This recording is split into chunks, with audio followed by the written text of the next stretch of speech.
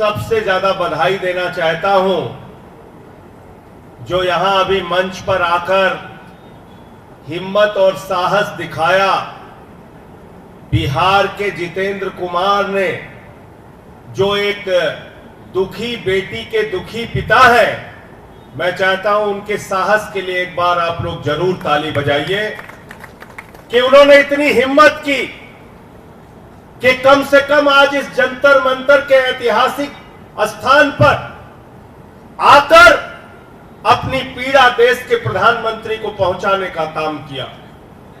आप सोचिए कितनी मुश्किल से दिन रात परिश्रम करके, मजदूरी करके, किसानी करके, खेती करके, ऑटो चला के, रेहड़ी की पटरी पर दुकान लगाकर एक आदमी अपने बच्चे को पढ़ाता है। सपना देखता है कि उसकी बेटी डॉक्टर बन जाएगी, उसका बेटा डॉक्टर बन जाएगा, समाज की सेवा भी करेगा और बुढ़ापे में हमारा सहारा बनेगा। मैं साथियों और दोस्तों, एक दिन पेट्रोल पंप पे अपनी गाड़ी में तेल भराने के लिए रुक गया। वहां पे पेट्रोल पंप का कर्मचारी मेरे पास आया और दुखी होकर कहने लगा, मेरी बेटी कहती है, वो वीडियो भी मैंने डाला था, मेरी बेटी कहती है पापा अब हम ये देश छोड़ के चले जाएंगे। कितनी मेहनत करें, कितनी परिश्रम करें, कितना सब कुछ करने के बावजूद ऐसा भ्रष्टाचार होता है। हमको तो उम्मीद नहीं है कि हमारा कभी दाखिला डॉक्टरी में हो पाएगा। ये एक पिता की पीड़ा है, ये एक बाप की पीड़ा है, ये एक कर्मचारी, एक मजदूर की पीड़ा है।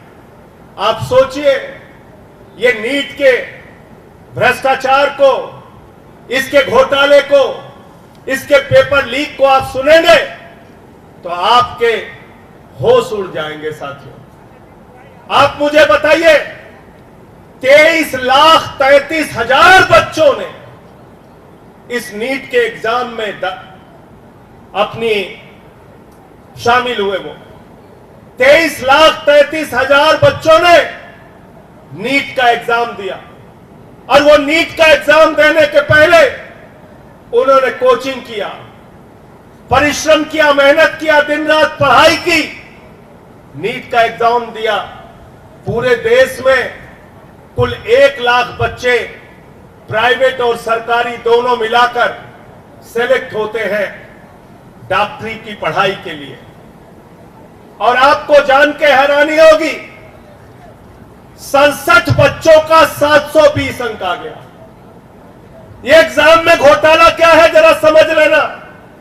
67 बच्चे एक साथ टॉप कर गए, यानी कि 720 नंबर 1, 2, 3, 4 बच्चों का नहीं, 67 बच्चों का 720 नंबर आ गया। 67 के 67 बच्चे टॉप कर गए। लोग हैरान हुए, ये कैसे हो सकता है? 67 बच्चों का एक साथ टॉप कैसे कर गए?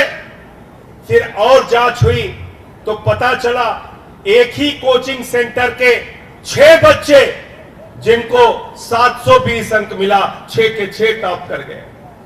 फिर और पता चला और जानकारी मिली तो गुजरात की एक लड़की है, उसको फिजिक्स में मिला 1 नंबर। मीडिया वाले भी ध्यान से सुन ले, उस लड़की को मिला, उस छात्रा को मिला फिजिक्स के एग्जाम में 1 नंबर। लेकिन नीट के एग्जाम में, जो इतना कठिन एग्जाम होता है, इतनी कठिन परीक्षा होती है, उसमें 720 अंक मिल गया। 720 अंक मिल गया। ये नीट का एग्जाम मोदी सरकार का भ्रष्टाचार है। ये नीट का एग्जाम मोदी सरकार के पेपर लीक का घोटाला है। ये नीट का एग्जाम शिक्षा मंत्रालय के अधीन आने वाले एनटीए के अधिकारियों और राज्य सरकारों में, जहां जहां बीजेपी की सरकारें हैं ज्यादातर, उन लोगों ने मिलकर इस देश के लाखों बच्चों के साथ, करोड़ों लोगों के साथ, उनकी जिंदगी और उनके भविष्य के साथ खिलवाड़ किया है। इसलिए ये नीट का एग्जाम पूरी तरीके से रद्द होना चाहिए और फिर से एग्जाम कराया जाना चाहिए। ये हम लोगों की मांग है। नीट का एग्जाम पूरी तरीके से रद्द करो।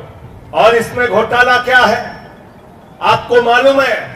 ये नीट की परीक्षा का रिजल्ट जो आना था, ये आना था 4 जून को, 14 जून को, 14 जून को परीक्षा का रिजल्ट आना था। आया किस दिन आ गया? 4 जून को रिजल्ट आ गया। क्यों रिजल्ट आ गया? क्योंकि ये मीडिया वाले सारे ये लगे रहेंगे, हाँ जी मोदी जी इतने सीट आ गई, ये इतने जीत गए, प्रधानमंत्री बन गए, सुपर प्रधानमंत्री बन गए, ये जीत गए, ये जीत गए, ये जीत गए।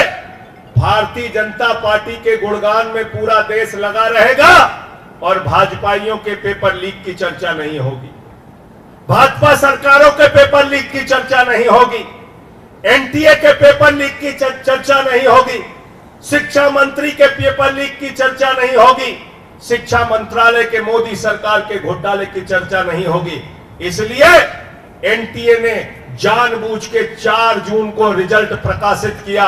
मैं पूछना चाहता हूं, पहली जांच तो इसी बात की होनी चाहिए कि किस घोटाले को दबाने के लिए 14 जून की जगह 4 जून को रिजल्ट प्रकाशित किया गया।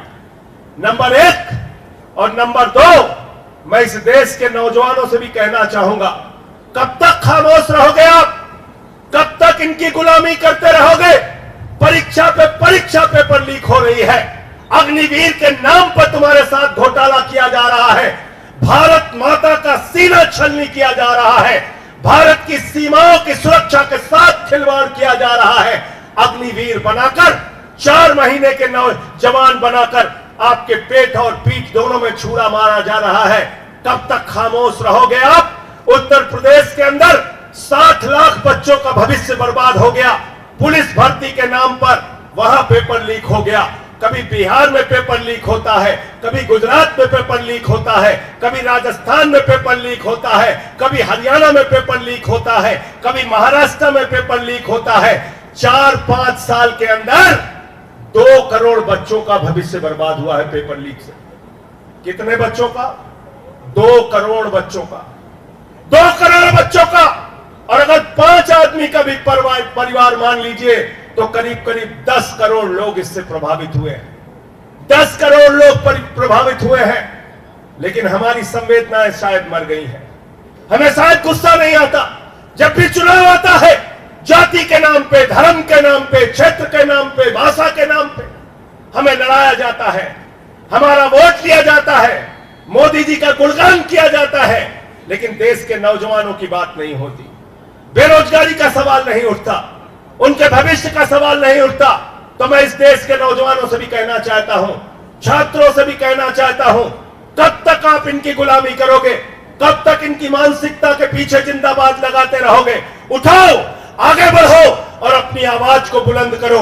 देश की सड़क पे हमने आपकी आवाज बुलंद की है। सदन 24 तारीख से शुरू होने जा रहा है, 27 तारीख से राज्यसभा शुरू होगी। मैं भरोसा दिलाना चाहता हूं इस देश के उन परिवारों को जो दुखी हैं, इस देश के उन नौजवानों को जो दुखी हैं, जो परेशान हैं, जो पीड़ित हैं, देश की संसद में भी आपकी आवाज को आम आदमी पार्टी के सांसद पूरी बुलंदी के साथ उठाएंगे, पूरी मजबूती के साथ उठाएंगे। अपने अपने स्तर पे आवाज उठाइए। तब तक आप इन नकली सवालों में उलझे रहेंगे। देश का प्रधानमंत्री चुनाव प्रचार में जाता है तो 60 लाख बच्चों का जो भविष्य बर्बाद हुआ पुलिस भर्ती के नाम पर उत्तर प्रदेश में, उसकी चर्चा नहीं करता।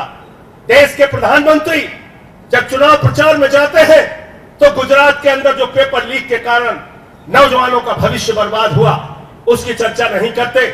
देश के प्रधानमंत्री हरियाणा के नौजवान के साथ जो विश्वासघात होता है, उसकी चर्चा नहीं करते। महाराष्ट्र के नौजवान के साथ जो भ्रष्टाचार होता है, उसकी चर्चा नहीं करते। देश के प्रधानमंत्री कभी मुगल की बात करते हैं, कभी मुसलमान की बात करते हैं, कभी मटन की बात करते हैं, कभी मछली की बात करते हैं, कभी मंगलसूत्र की बात करते हैं, कभी मुजरा की बात करते हैं। शर्म आती है भारत के प्रधानमंत्री को।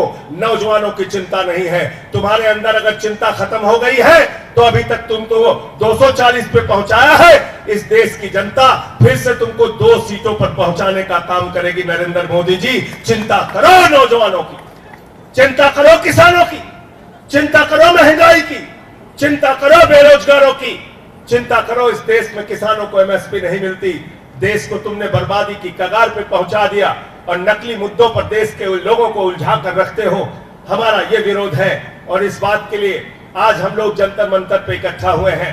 इसके पहले उत्तर प्रदेश के अलग अलग जिलों में भी हम लोगों ने नीट के सवाल को लेकर आंदोलन किया था। कल पूरे देश का आह्वान किया है। कल पूरे देश में आम आदमी पार्टी नीट के एग्जाम के सवाल को लेकर विरोध प्रदर्शन करेगी। हमारी सीधे तौर पे मांग है कि जिन लोगों ने एनटीए के, जिन अधिकारियों ने राज्य सरकारों के साथ मिलकर जहां जहां घपला और घोटाला हुआ है, सबको सिर्फ सजा ही नहीं होनी चाहिए, इनको ऐसी सजा होनी चाहिए कि आने वाली जो पीढ़ियां हैं वो इस बात को याद करें कि नौजवानों के भविष्य के साथ खिलवाड़ करने का नतीजा क्या होता है। इसलिए मैं ज्यादा लंबी बात नहीं करूंगा। मैं आप सबसे अनुरोध करूंगा, अपने माध्यम से आवाज को बुलंद कीजिए और इस सरकार को सबक सिखाने का काम कीजिए। आवाज उठाइए शिक्षा मंत्री के खिलाफ, नरेंद्र मोदी के खिलाफ, एनटीए के खिलाफ, राज्य सरकारों के खिलाफ, जहां जहां भी भ्रष्टाचार हुआ, पेपर लीक हुआ और आपकी जिंदगी के साथ खिलवाड़ हुआ। बहुत बहुत शुक्रिया, बहुत बहुत धन्यवाद।